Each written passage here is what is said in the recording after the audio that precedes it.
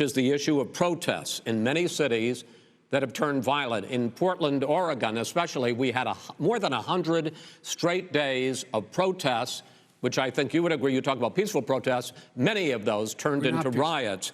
Mr. Vice President, you say that people who commit crimes should be held accountable. The question I have, though, is, as the Democratic nominee, and earlier tonight you said that you are the Democratic Party right now, have you ever called the Democratic mayor of Portland or the Democratic governor of Oregon and said, hey, you got to stop this, bring in the National Guard, do whatever it takes, but you stop the days and months of violence in Portland?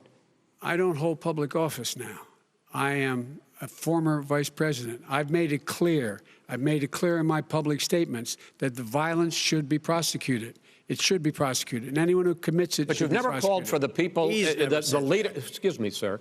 You have never called for the leaders in Portland and in Oregon to call and bring in the National Guard and knock off 100 days of riots. They can, in fact, take care of it if he just stay out of the way. Look here. Oh, really? Oh, really? Here's the thing. I sent in the U.S. Marshals to get the killer of the young man in the middle of the street. They shot him, and for 3 days, President Trump, Portland wouldn't do anything. I had to send in the U.S. Marshals. They took care of business. Go ahead, sir. And by the way, you know, his own former spokesperson said, you know, riots and chaos and violence help his cause.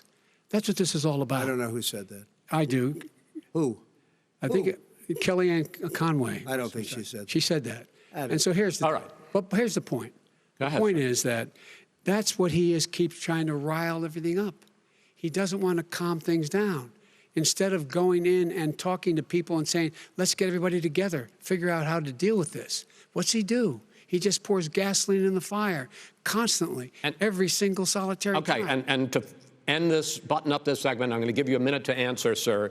You have repeatedly criticized. Wait, I have to answer his statement. No, you have repeatedly. Wait, you have no, you've been talking back and forth. You made a statement. I'm asking you. I would love to end it. Sir, I would love to end it. You know, if you want to switch seats.